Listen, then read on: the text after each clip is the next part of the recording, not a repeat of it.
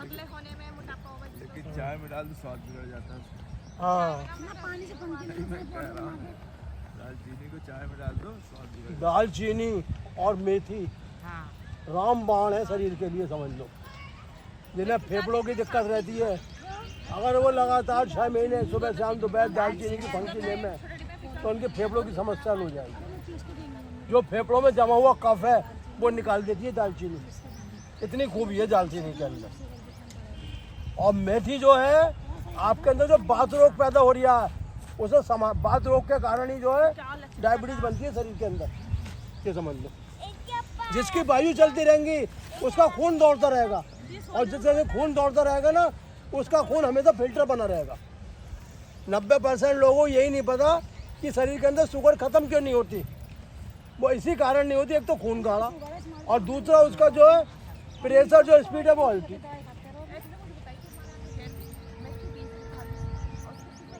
जो घुमाइए गोल गोल दोनों, इसे घुमाइए, देखिए जो आपके अंदर अंग पड़े हैं। मेथी को ऐसे नहीं लेना चाहिए।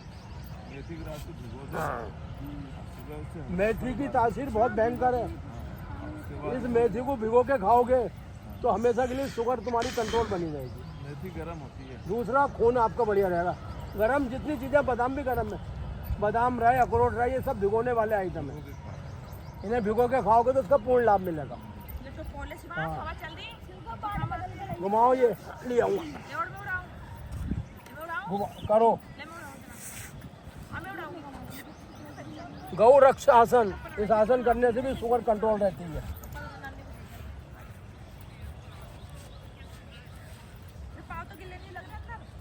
ये क्या है, सारी नसें सिकुड़ने के कारण जो है किडनियों पर असर आता है, और जब आप इसे करोगे तो अपनी किडनी भी आपकी जो है अपने आकार में आ जाती है। ये इस जो आसन को गौ रक्ष आसन करने से इतने शरीर के अंदर चमत्कारी लाभ मिलते हैं, जिसके बारे में हम आपको बताना चालू करेंगे तो कितने मोटे ग्रंथ लिख जाएंगे। गौ का मतलब होता है इंद्रिय, और इंद्रिय सब हमारे शरीर के अंदर आप जो देख रहे हो, ये सब एक एक इंद्रिय का काम है। आँख का काम देखना, कान का काम सुनना, मुंह का काम खाना, जीवा का काम स्वाद देना, हाथों का काम काम करना, पैरों का काम चलना, ये सारी हमारी इंद्रिय शरीर के अंदर। पैरों को सीधा कर लेंगे और धीरे धीरे अभ्यास करेंगे अंगूठों को पकड़ने का। जब हम अंगूठे पकड़ते हैं तो हमारे अंदर अग्नि बनती है। अंगूठे क्या है, हमारा अग्नि तत्व है। और जब ये अंगूठे पकड़ के दबा के हम और कोनी जमीन पे मिलाते हैं, फिर यहाँ लाते हैं, तो लीवर के अंदर कम से कम आपके 100 सेल बनते हैं। जब लीवर के अंदर 100 सेल रोज बनेंगे तो लीवर और पीलिया जैसी समस्या आपको कभी होएगी नहीं। इसलिए जो है 5 से 10 बार दोहराते हुए इस क्रिया को करना चाहिए। एक और ये 2 और ये 3। सिर घुटनों पे मिल जाना चाहिए, और घुटने बिल्कुल जमीन से मिले हुए रहने चाहिए, और कोनी जमीन से सट जानी चाहिए। इससे मधुमेह, पेशाब संबंधी, प्रोस्टेट संबंधी, हार्ट संबंधी, किडनी संबंधित जितनी समस्या है आपकी, वो इस पश्चिम तानासन करने दूर होते हैं। सबसे बड़ी बात, मेरुदंड के अंदर कभी खिंचाव नहीं आता। कभी कभी आप चलते हो तो मेरुदंड में खिंचाव हो जाता है, कमर में खिंचाव आ जाता है, जिसके कारण नसों पर नसें चढ़ जाती हैं। वो इस पश्चिम तानासन करने से दूर हो जाएंगी। और देखो, जब हमारे घुटने खींचते हैं तो घुटनों के जोड़ भी मजबूत होते हैं। कितने लाभ है आसन करने से। अब गुरुजी का तो सिर ही नहीं मिल रही अभी। चलो गुरुजी लेट जाओ, दीजिए पैरों को उठाओ, नल्ली कर।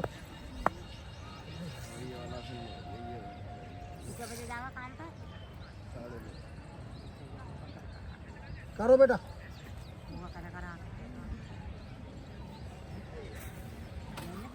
किस्मत कब जागती है, जब हमारे शरीर स्वस्थ रहता है। नहीं तो कितने बड़े हम धनवान हो जाएं, हम जो शरीर के प्रति कभी भी अपना जो है पॉजिटिव ऊर्जा पैदा नहीं करते। पॉजिटिव ऊर्जा कब होती है, जब हमारा शरीर स्वस्थ होता है। करिए।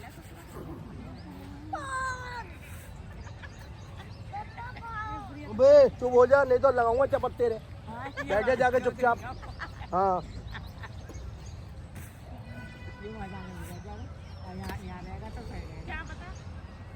लगाओ पैर दोनों।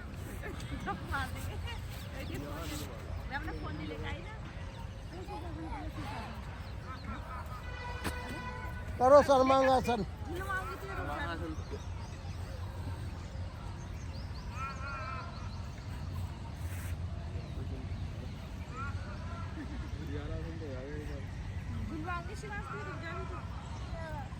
जानासन सर्वांगासन करो। एक पैर को हिलाओ नितंब पे, एक पैर सीधा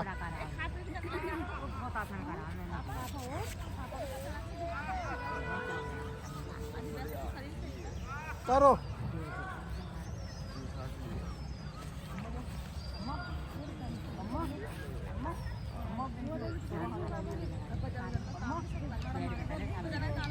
करो इसे, करो।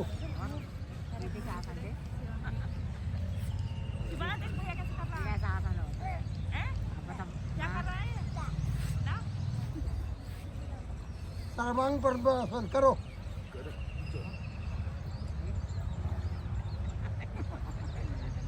सर्वांग पद्मासन तो कर लेगा। मैं कैसा आसन कर लेगा? कर लेता है, करता नहीं। करके दिखाइए। इसी में करो मछली पद्मासन, नृत्य आसन करो। ऐसे करके दिखा। ओ इसे तो करके दिखा। पैर खोलो, लंबा गहरा सांस लो। दोनों पैरों को उठाओ ऊपर की तरफ, या रोको इन्हें 45 डिग्री पे।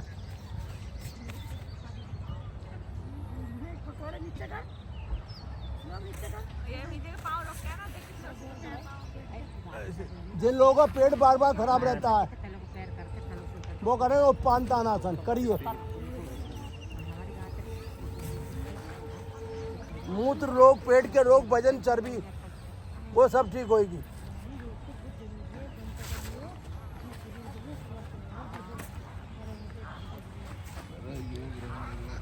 करो फिर।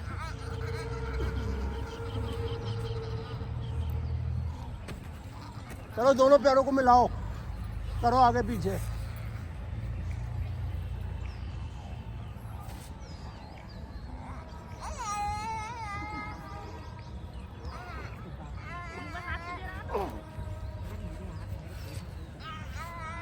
उठाओ एक पैर ऊपर नीचे।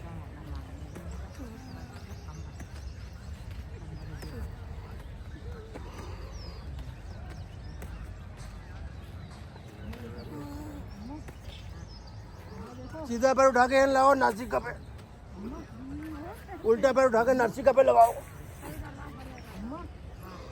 लगाओ, करो।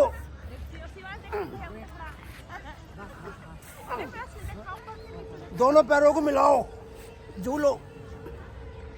मैं क्या करता है? झूलो, झूलो, झूलो।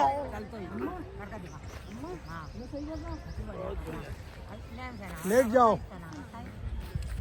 करता तो बैंक भी है, करता नहीं। पैरों को समेटो, कटी पिंडक आसन करो। कटी पिंडक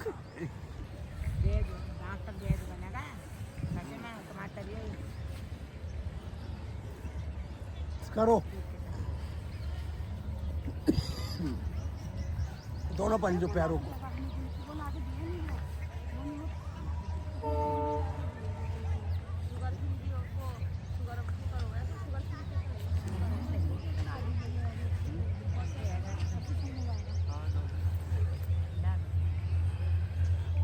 आजा भैया सीधा, इधर को कर ले मुंह बस।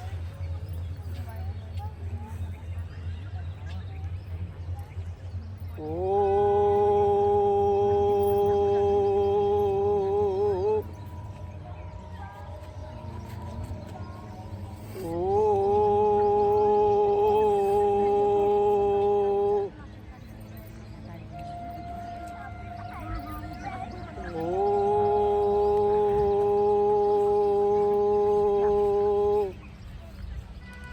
सांसें लंबी गहरी।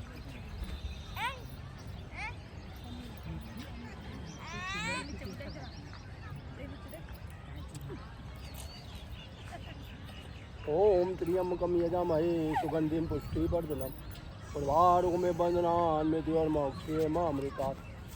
ओम त्र्यंबकम यजामहे सुगंधिम पुष्टिवर्धनम उर्वारुकमेव बन्धनान्मृत्योर्मोक्षेमामृतात्।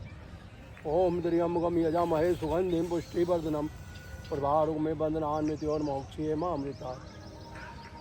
फेफड़ों को मजबूत और बलवान बनाने के लिए, लीवर को एक्टिवेट करने के लिए, किडनियों की पथरी समाप्त करने के लिए करेंगे भस्त्रिका प्राणायाम। बे थप्पड़ मारूंगा तेरे, बैठ जा चुपचाप। लंबी गहरी सांस भरो। मुद्रा बनाएंगे, वायु मुद्रा।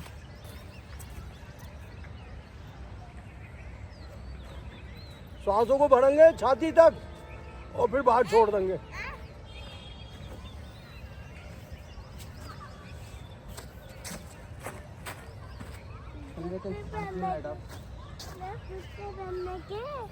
शांति है मैडम। बैठा सीधा और आगे चपकते रहने। बहुत लंबी गहरी सांस। जूते निकाल दे भाई।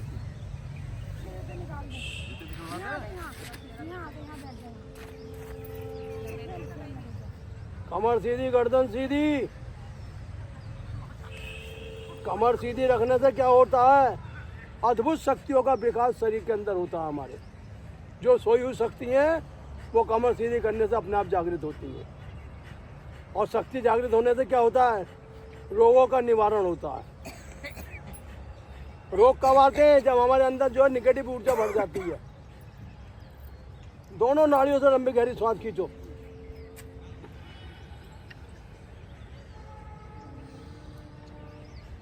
भगवान ने नाड़ी हमें इसलिए दी है ताकि हम शरीर के अंदर ऑक्सीजन की कमी नहीं पाए कभी भी। इसलिए नाड़ियों के द्वारा जो सांस जाती है वो शुद्ध वायु के रूप में जाती है।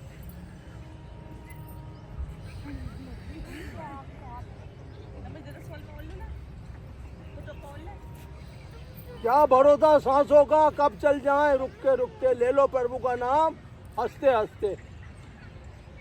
यह शरीर एक बुलबुला है और बुलबुला कब फूट जाए कुछ नहीं कह सकते हम। वैल्यू जो है वो आपके अंतर्गत, आपके सांसों की है।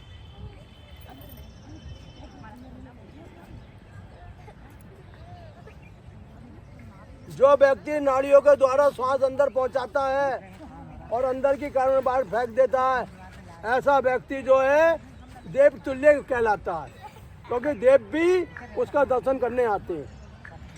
जो व्यक्ति अपनी सांसों का ध्यान नहीं करता है, हमेशा संसार की माया में फंसा रहता है, अंत में उसकी सांसा पता नहीं किस ब्रह्मांड में जाके समा जाए। इसलिए सांसों को व्यवस्थित करने के लिए और शिव से जोड़ने के लिए हमें नित्य सांसों का ध्यान करना है। सांसें ही हमारा पुत्र है, सांसें हमारी पुत्री है, सांसें हमारा परिवार है, क्योंकि सांसों के अंदर ही उस ओमकार का नाम छुपा रहता है।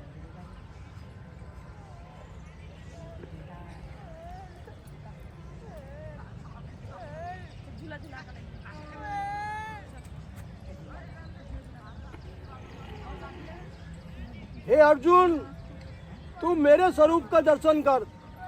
मेरा ये स्वरूप जो है बड़ा विशाल है और हर व्यक्ति इसे नहीं देख पाता, क्योंकि इसे देखने के लिए मन की आंखें चाहिए, तन की आंखें नहीं चाहिए।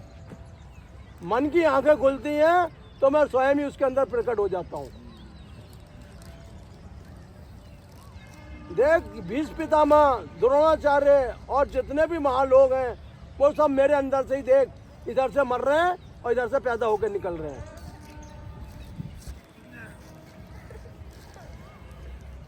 मैं ही तमोगुण हूँ, मैं ही रजोगुण हूँ और मैं ही सतोगुण हूँ। यानी प्रकृति की जो माया है, जो शरीर है, वो मेरे ही द्वारा प्रकट होता है। मैं वासुदेव हर प्राणी के कण कण में वास करता हूँ। मेरी कभी मृत्यु नहीं होती है। मृत्यु किसकी होती है? शरीर की। ये सांसों रूप में जो तेरे अंतःकरण में बात करता हूँ, वो सांसें कब जागृत होती हैं? जब तू एकाग्र चित्त होके मुझ परमात्मा का चिंतन करेगा।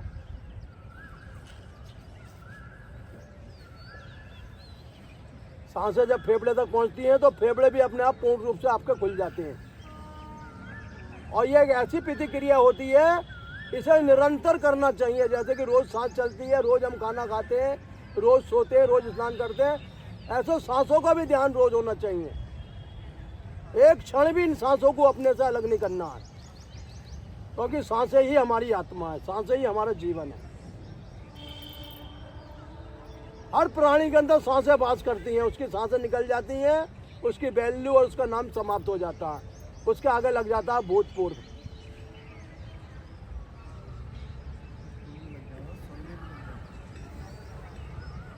ना उसका आधार काम करे, ना उसकी वोटर आईडी काम करे, ना उसका बैंक खाता काम करे, कोई चीज़ फिर उसकी काम की नहीं रहती। क्यों नहीं रहती? तो उसकी सांसें किसी और लोक में चली जाती है, उसका सर्वर ही गायब हो जाता है, उसका वाईफाई बंद हो जाता है, उसका नेटवर्क ही खत्म हो जाते हैं।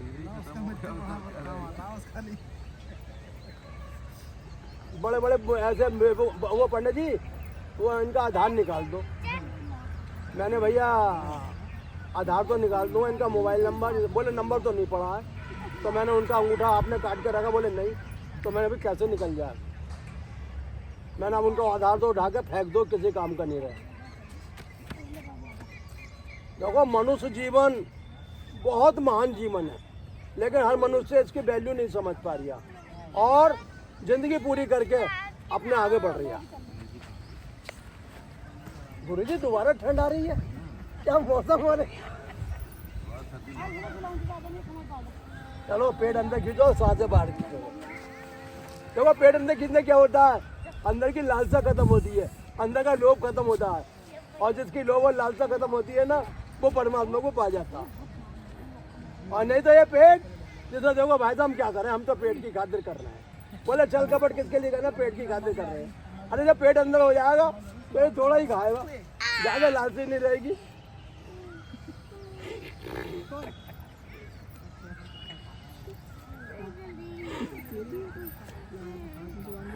कहने को तो गुरुजी आदमी अरबपति है, लेकिन शरीर के प्रति काकपति है, कंगाल है, गरीब है, क्योंकि शरीर के प्रति वो कुछ कर ही नहीं पा रही है।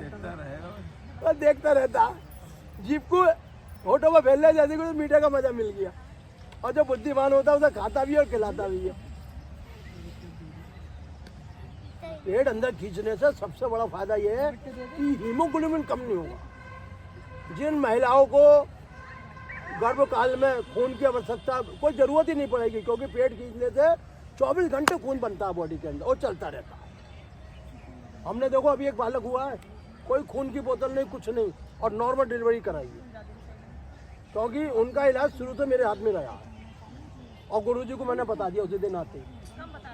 फिर उस बच्चों को पीलिया हुआ, फिर हम जड़ी बूटी तोड़ के लाए, उसे दी, पीलिया भी उसी दिन से। ऐसा होता है हमारा जो सृष्टि पे आगमन होता है। देखो जानवर होते हैं, ये हरी सब्जी से ज़्यादा प्यार करते हैं, हरी घास है, हरी वनस्पति है, हरा चारा जितना आप जानवरों को घेरोगे उतना ही उनका बच्चा स्वस्थ रहेगा और बीमार नहीं होगा, क्योंकि उससे खून की पूर्ति होती है हरी चीज़ों से। तभी तो कहते हैं हरी सब्जी में पालक है, मेथी है, ये सब फायदे की चीज़ें हैं। और जितनी वैसी ठोस चीज़ें हैं वो हमेशा शरीर का खून भी कम करती है, शरीर में बीमारी पैदा करती है। जितना हल्का खाओगे उतना ही जीवन में आप रोग मुक्त रहोगे। तो रही हम देंगे आपको लाग। अरे नहीं भाई साहब, कहना कह दिया, रात तो रही कहीं हमने। हम भी तोरई लाए, बिल्कुल बेकार पड़ गई। 1 किलो तोरई लाए तो आप मुझे बता करो, मैं दूंगा आपको लाके। 60 रुपये किलो दिया, बिल्कुल बेकार। कल हम आधा किलो तो नहीं लाए और इतनी बढ़िया बनी है आपको बता नहीं सकते, और एक एक तुरई बढ़िया निकली। अब आप कहोगे पड़े तुम्हारे हाथ लगने से उनका गड़बड़ दूर हो गया।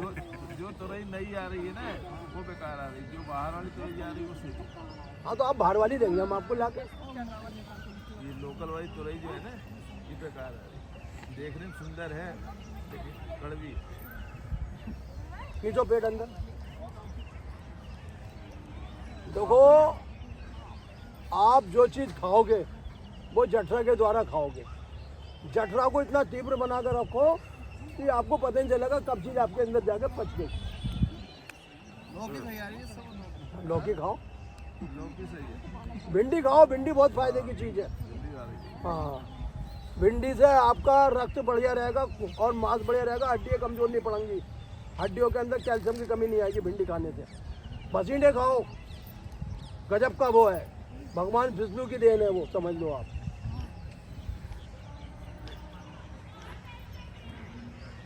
अच्छा, भिंडी एक ऐसी चीज़ है रस्से की नहीं बने, रसीली भी बनती है भिंडी, भरमा भी बनती है, भिंडी का अचार भी बढ़ जाता है। हाँ, भरमा बनती है, हम बना के खिला, जितना जो चीज़ खानी है हमें बता दो। रसवाली भी बनती है। हाँ, रसवाली बनती है, रसवाली भी अच्छी है, लेकिन ज़्यादा पानी मत गिरो उसमें, बस थोड़ा गिरो। अच्छा, शादी ब्याह वाले में मजा नहीं आता, शादी वाले में जो देते हैं शादी का जितना भोजन होता है ये सब समझो तेज मसालों का होता है और वो एसिडिटी बनाता है। हाँ, वो तो बेकार, वैसे काट के रख देते हैं जला के। लोगों का भी ऐसी होता है। गुड़ी खींचो पेट अंदर। रोज 300 बार पेट अंदर जाना चाहिए अगर आपका खून पूरा रखना बॉडी का। तो महिला को भी ये समझ लो, अगर रोज इन क्रियाओं को करेंगे।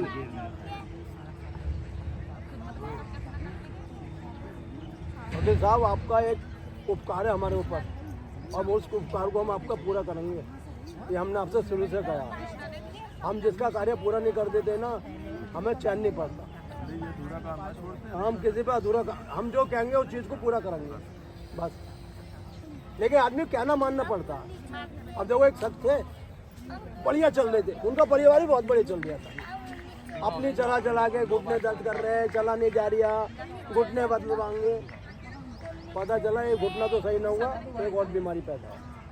उसके बाद टेंशन में आ गए, घर पड़े रहे, खून का लेवल भी नीचे पहुंच गया और इतना नीचे पहुंच गया कि आपको पता नहीं चलता।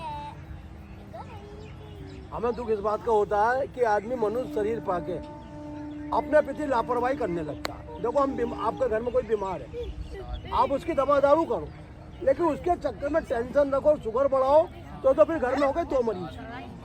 अब तुम्हारे घर में परिवार को ले लो, वो भी तो हो गए 3, तो एक से बढ़ के 2, 3, 4 ऐसे पूरा परिवार जो बीमारियों का घर बन जाता है।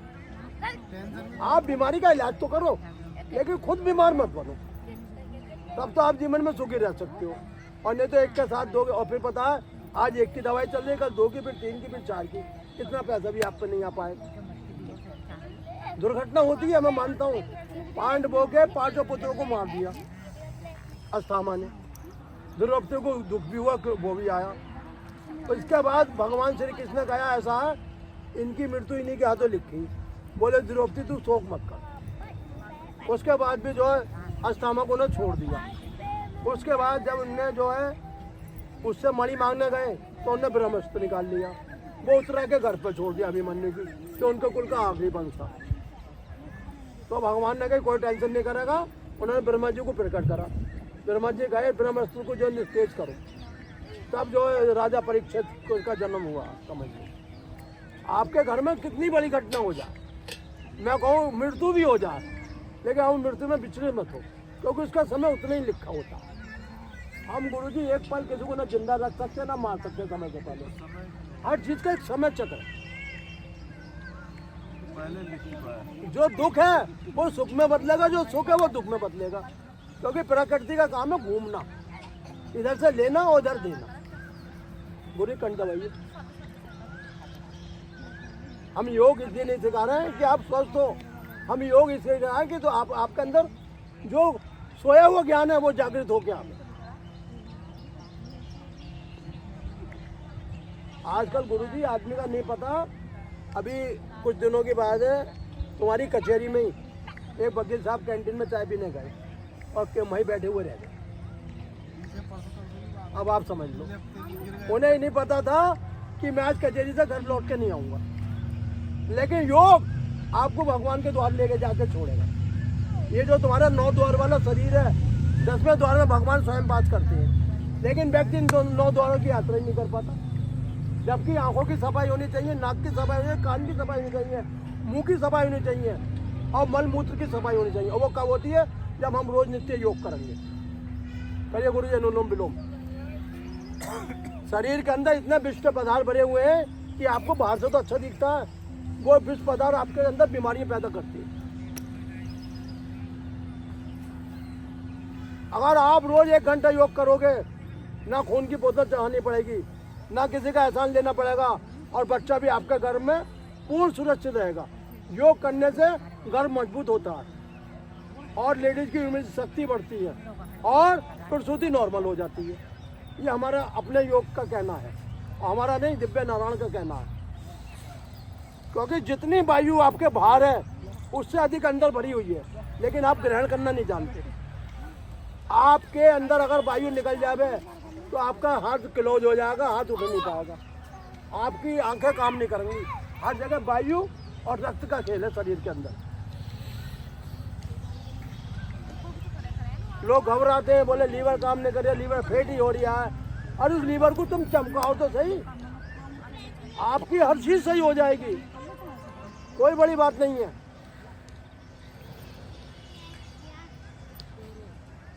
आप 5 तत्वों के मालिक हो। आप जल पे भी विजय प्राप्त कर सकते हो, आप पृथ्वी पे भी, आकाश पे भी, वायु पे भी, अग्नि पे भी, लेकिन 5 तत्वों को जगाना पड़ता है सुबह ब्रह्म काल में उठ के। वेद क्या है? 5 तत्वों को अपने अधीन कर लेता है, और वात और कफ पित्त तीनों उसके अधीन रहते हैं। उसे पता है कब पित्त की दवा देनी है, कब कफ की देनी है, कब वायु की देनी है। इसलिए वेद पूजनीय अब कहलाता है। लेकिन लोग उन्होंने वेदों को क्या समझ लिया, बोले बस पैसे तक ही शामिल है, जबकि वेद जो दूसरा भगवान है, दूसरा ईश्वर है।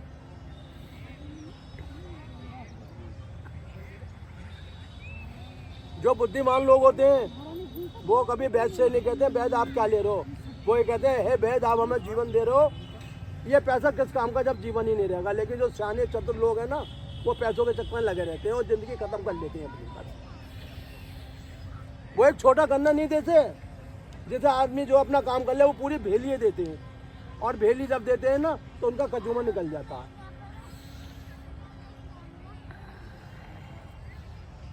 जब भी आपके गर्भकाल हो, हमेशा अपने पूजने अपने पितरों का रोज आदर करो, रोज उन्हें तर्पण करो, रोज एक रोटी उनकी निकालो, तो आपके घर में जो आपके पितरी आते हैं और कोई लौट के नहीं आता है इस गर्भकाल में।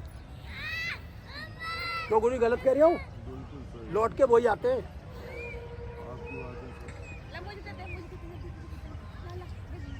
करो जय प्राणायाम।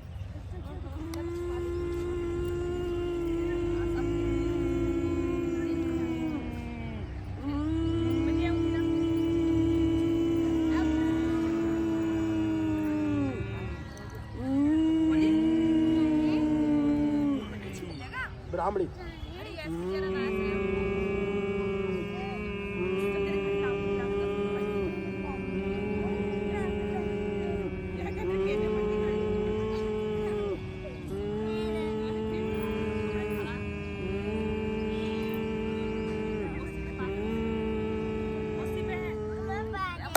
नारायण नारायण श्रीमद नारायण नारायण नारायण हरि ओम हरि ओम हरि ओम हरि ओम। माता पिताओं का हम पे इतना उपकार है कि उन्होंने हमें ये जो है मनुष्य जीवन दिया है। तो माता नारायण पिता नारायण गुरुवर नारायण नारायण नारायण। जो गुरु होते हैं वो हमें ज्ञान देते हैं, हमें शिक्षा देते हैं, हमारा जीवन उज्जवल करते हैं। तो माता नारायण पिता नारायण सदगुरु नारायण नारायण नारायण नारायण नारायण गुरुवर नारायण नारायण नारायण हरि ओम हरि ओम हरि ओम हरि ओम। पंचभूति शरीर है, 5 भूतों से मिलकर बना है, और 5 भूत जब व्यक्ति धरती छोड़ के जाता है तो इस संसार में रह जाते हैं। जल नारायण पृथ्वी नारायण आकाश नारायण नारायण नारायण वायु नारायण अग्नि नारायण निर्मल नारायण नारायण नारायण नारायण नारायण निर्मल नारायण नारायण नारायण हरि ओम।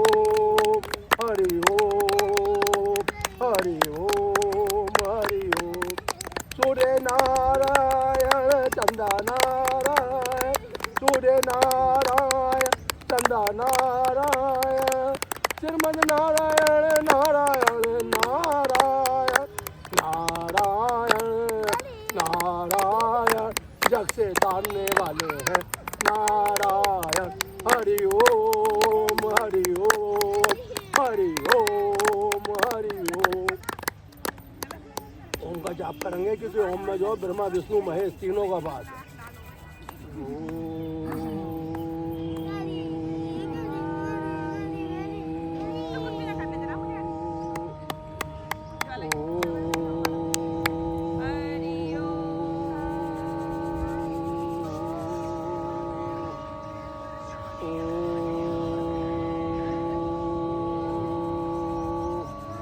ओम दियो शांति अंतरिक्षम शांति शांति रापा शांति रोषदे शांति वनस्पति शांति विश्वदेवा शांति ब्रह्मा शांति सर्वम शांति शांति रे क्षमा शांति रे ओम शांति शांति शांति शांति। जय जय सिया राम जय जय सिया राम जय जय सिया राम। और बना दे सबके बिगड़े काम। जय जय सिया राम।